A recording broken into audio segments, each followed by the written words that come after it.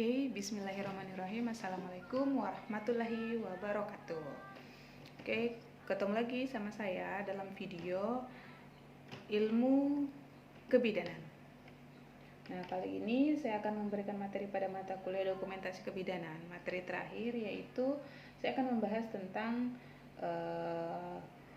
dokumentasi dalam bentuk SOAP. Nah, pertemuan sebelumnya saya sudah menjelaskan rancangan pendokumentasian dalam bentuk ASKEP 7 langkah Varney. Jadi, kali ini saya akan menjelaskan SOAP-nya.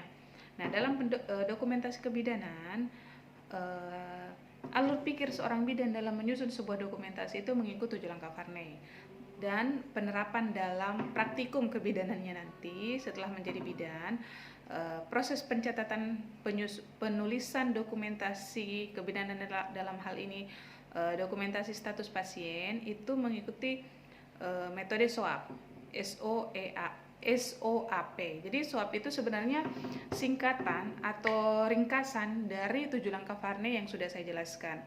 Nah, langsung saja. Nah, SOAP ini semua sama. Ada SOAP ANC, semua pasien yang dilayani oleh seorang bidan, yang diberikan pelayanan kebidanan, itu pelayanannya dikaji, didokumentasikan dalam bentuk SOAP. Baik itu pasien ANC, INC, PNC, KB, bayi, GSR, anak, dan seterusnya. Semuanya itu dikaji dalam bentuk SOAP. Jadi, SOAP ini berisi tentang S-nya itu berisi data subjektif, berisi tentang data-data yang perlu ditanya pada pasien untuk mendapatkan inti masalahnya, untuk mendapatkan jawaban, untuk mendapatkan sebagai landasan, sebagai data untuk menentukan masalahnya ini apa, seperti itu.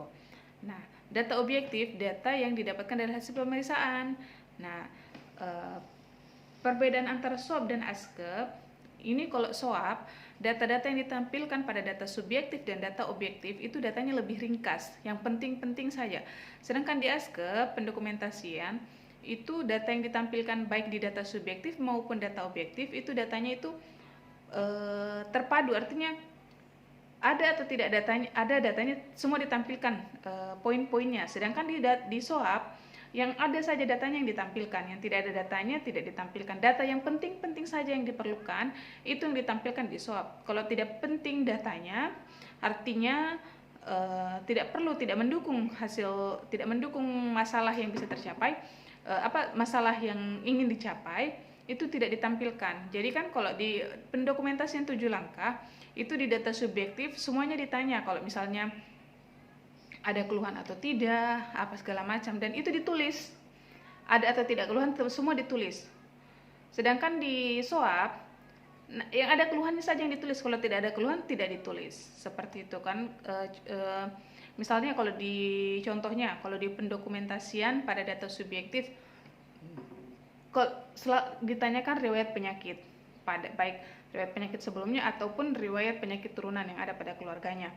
Itu kalau misalnya tidak ada riwayat penyakit tetap ditulis di pendokumentasian 7 langkah Varney. Untuk data subjektif itu ditulis, ada atau tidak ada penyakitnya tetap ditulis. Tapi saat sudah masuk di dokumentasi SOAP, itu kalau tidak ada riwayat penyakit tidak ditulis, tidak dicantumkan. Jadi data-data yang dimasukkan dalam SOAP adalah data-data yang penting, data-data yang dibutuhkan. Kalau tidak dibutuhkan atau tidak ada datanya tidak dimasukkan. Seperti itu. Begitu pula data objektif. Nah, data objektif pada SOAP itu hanya data-data penting juga. Jadi saat pendokumentasian di 7 langkah itu datanya normal atau tidak itu ditulis semua. Sedangkan di data objektif hanya data-data yang penting, yang tidak normal saja yang ditulis, yang artinya yang diperlukan saja, yang mendukung saja. Contohnya, kalau di pendokumentasian ada data pemeriksaan kepala. Pemeriksaan kepala di situ dinilai bentuk rambut bagaimana, ada ketombe atau tidak, ada benjolan, ada massa atau tidak. Kalau misalnya semuanya bagus, itu ditulis bentuk kepala normal, tidak ada benjolan, tidak ada ketombe, tidak ada nyeri tekan. Tapi kalau di SOAP, kalau misalnya kepalanya bagus, tidak ditulis, tidak dicantumkan pemeriksaan kepala. Karena dianggap pemeriksaan kepala normal, jadi tidak dicantumkan. Jadi yang dicantumkan itu pemeriksaan-pemeriksaan yang abnormal. Misalnya di kepala itu ada pembengkakan, ada luka, ada nanah, ada benjolan besar dan bengkak, ada abses di situ. Nah, kalau misalnya ada masalah seperti itu baru dimasukkan di data objektif di swab tadi. Kalau pemeriksaan inspeksi atau palpasi pada kepala, terdapat benjolan, terdapat massa, terdapat abses, keluar nanah, seperti itu. Jadi kalau nanti ada masalahnya saja atau memang perlu dimasukkan baru dimasukkan. Kalau tidak perlu maka tidak dimasukkan. Jadi isi dari swab ini dia lebih sempit, lebih ringkas dibanding ASKEP. Tapi tujuan swab dan ASKEP itu sama, pendokumentasian untuk memecahkan masalah si pasien tadi. Kemudian itu O-nya. Kemudian A-nya asesmen. Asesmen ini berisi tentang diagnosa yang ditegakkan berdasarkan data yang didapat tadi, berdasarkan data objektif dan data subjektif tadi. Saat kita sudah mendapatkan data, oh masalahnya ini, dia kena penyakit ini, dia akan potensial menderita ini dan ini. Itu semua dicantumkan di asesmen. Kemudian setelah sudah ditegakkan diagnosanya, kita masuk di planning. Planning itu adalah perencanaan sekaligus tindakan yang dilakukan untuk memecahkan masalah di asesmen tadi. Sekaligus di planning ini dievaluasi juga masalah itu terselesaikan atau tidak. Jadi secara ringkasnya seperti ini.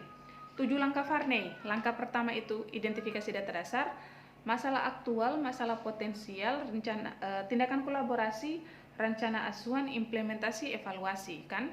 Jadi 7 langkah Varney ini saat dijadikan di SOAP, identifikasi data dasar berisi data subjektif dan data objektif. Data subjektifnya itu masuk di data subjektifnya SOAP. Data objektifnya itu masuk di data objektifnya SOAP.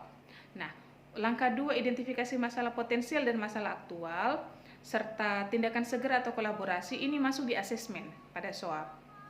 Kemudian perencanaan dan implementasi serta evaluasi ini masuk di planning pada SOAP. Jadi diringkas-ringkas, langkah 1 itu terpecah menjadi data subjektif dan data objektif. Langkah 2, langkah 3, langkah 4 itu digabungkan menjadi asesmen. Langkah 5, langkah 6, langkah 7 itu digabungkan menjadi planning. Sehingga terciptalah SOAP. Jadi SOAP ini yang digunakan oleh bidan-bidan di pelayanan, baik itu di rumah sakit maupun puskesmas ataupun klinik sekalipun BPS. Ini SOAP ini yang mereka gunakan untuk mendokumentasikan pasien, pelayanan-pelayanan yang mereka berikan pada pasiennya. Dan ini bisa dilakukan secara kontinu. Kelebihannya di sini adalah kalau SOAP itu dia lebih ringkas, lebih padat dan lebih memudahkan kepada semua bidan-bidan. Jadi bayangkan kalau misalnya satu hari itu bidan melayani 5-6 pasien, dia akan kewalahan melakukan pendokumentasian kalau diterapkan pendokumentasian dalam bentuk 7 langkah Varney. Sehingga diperkecil dalam bentuk SOAP untuk lebih meringkaskan waktu sehingga agar waktu bidannya itu tidak habis di pendokumentasian tapi fokus memberikan pelayanan. Jadi waktu pelayanan kebidanan, waktu untuk pendokumentasian itu hanya cukup sekitar 5-10 menit. Lebih banyak pada pasien seperti itu. Jadi, nah untuk SOAP pada ANC, pasien ANC, INC, PNC, KB, bayi, GSR anak itu semuanya dikondisikan dengan penulisannya atau pengisiannya itu semua dikondisikan dengan kondisi pasien itu sendiri. Sama kayak pendokumentasian tadi yang 7 langkah Varney semua disesuaikan dengan kondisi pasien, tapi intinya format penyusunannya itu sama. Semua harus ada SOAP, ada subjeknya, harus ada objeknya, harus ada asesmennya, harus ada planningnya. Nah, yang paling penting di sini dalam melakukan pendokumentasian, ada baik itu SOAP maupun ASKEP, itu yang paling penting tanggal pelaksanaan kegiatan itu dan siapa yang melakukan. Tentu harus ada yang bertanda tangan. Jadi di SOAP itu saat kita melakukan tindakan, melakukan asesmen, melakukan pemeriksaan, bahkan melakukan pelaksanaan tindakan untuk mengantisipasi asesmen tadi. Saat kita melakukan pemeriksaan baik itu pemeriksaan objektif maupun anamnese, itu harus dicantumkan tanggalnya yang jelas beserta jamnya. Karena dokumentasi itu dikatakan real, jadi syarat dokumentasi itu harus real tanggal waktunya. Jadi saat kita melakukan asesmen, pemeriksaan fisik dicantumkan di situ tanggal berapa, jam berapa dilakukan pemeriksaan itu, tindakan itu.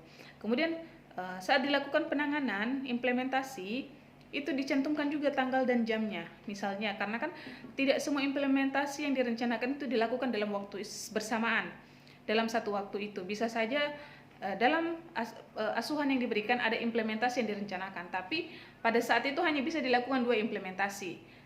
Kemudian dievaluasi dulu atau dipantau dulu kondisi pasien, baru dilakukan implementasi berikutnya. Jadi tidak semua implementasi yang direncanakan itu dilakukan dalam waktu yang saat itu juga. Bisa saja mungkin beberapa jam kemudian, bahkan nanti besoknya baru dilakukan. Sehingga penting dilakukan pencatatan waktu dalam pemberian pelayanan kebidanan. Tentu setelah itu dilakukan saat evaluasi juga perlu dicantumkan juga tanggal dan waktunya. Dan yang paling penting, selain kita mencantumkan tanggal dan waktu dari pelayanan itu, pada saat pendokumentasian adalah perlu juga dicantumkan yang bertanda tangan, siapa pemberi pelayanan, siapa pelaku atau petugas yang melayani pasien itu. Itu sangat penting dalam prinsip dokumentasi. Karena hasil dokumentasi jika tidak ada tanggal dan waktu, tidak ada yang bertanda tangan di situ, itu tidak diakui itu dokumentasi. Karena dokumentasi itu perlu ada tanggal waktu serta yang bertanda tangan, dalam hal ini pelaku pemberi pelayanan. Seperti itu. Kurang lebih itu saja penjelasan dari saya. Nanti disinkronkan dengan materi yang sudah saya upload pada materi ke-13 dan ke-14 yang berkaitan dengan materi penjelasan saya hari ini. Terima kasih. Wassalamualaikum warahmatullahi wabarakatuh.